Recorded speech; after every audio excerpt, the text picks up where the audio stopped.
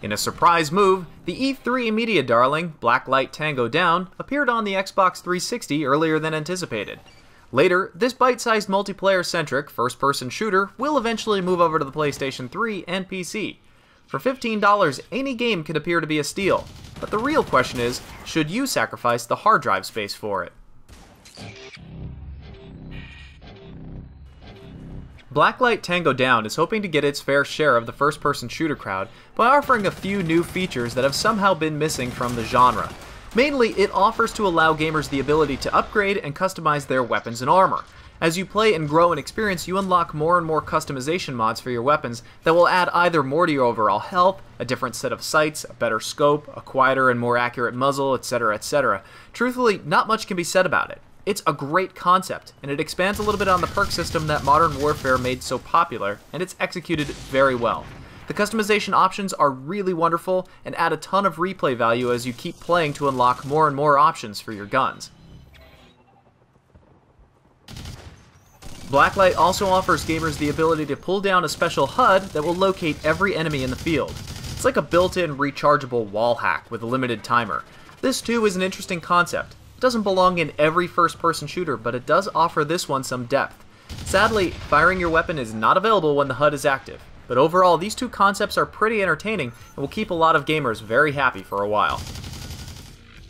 But Blacklight is definitely not without its flaws. First and foremost, matchmaking on the Xbox 360 is terrible at best. Either there aren't enough players at the moment to fill the matches, or the matchmaking program itself is flawed in its logic. During peak gaming hours, running on a fiber optic line in a metropolitan area, it would still take upwards of 10 minutes or more staring at the searching screen trying to find a matching game. And even after finding and creating a lobby, it would still take a few minutes before the game would actually be up and running.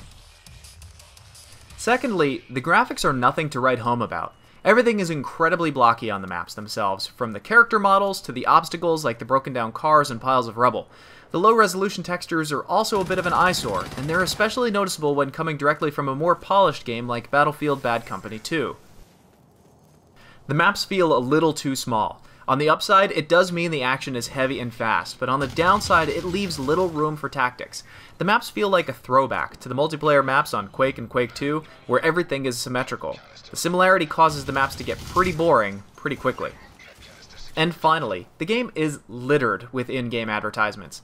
Up until now, most in-game ads have been slightly tasteful. Not here. Despite the fact the city is in ruins and there are holes in the subway station, every single billboard is in pristine and backlit condition. And truthfully, the constant Dr. Pepper, ATI, and Razer PC peripheral advertisements will pull you out of the experience. So we can only recommend Blacklight Tango Down if you're one of two types of gamers. If you're an FPS junkie and you need more to satisfy that craving, then by all means, go download Blacklight. No matter how many maps Modern Warfare 2 and Battlefield Bad Company 2 release, it can sometimes never be enough. Or, if you're a gamer on a budget and you can't put together the $60 to buy a much more polished first-person shooter like Modern Warfare or Bad Company, then Blacklight isn't a terrible option. However, if you just have $15 to burn and you're itching to spend it on Xbox Live Arcade, then we recommend getting something else like Castle Crashers, Toy Soldiers, Shadow Complex, PB Winterbottom, or for $5 more, pick up the original Mass Effect. Thankfully, there's a demo, as always, on Xbox Live Arcade. So with this one, our only word of caution is, look before you leap. Officially, we're rating this one worth trying.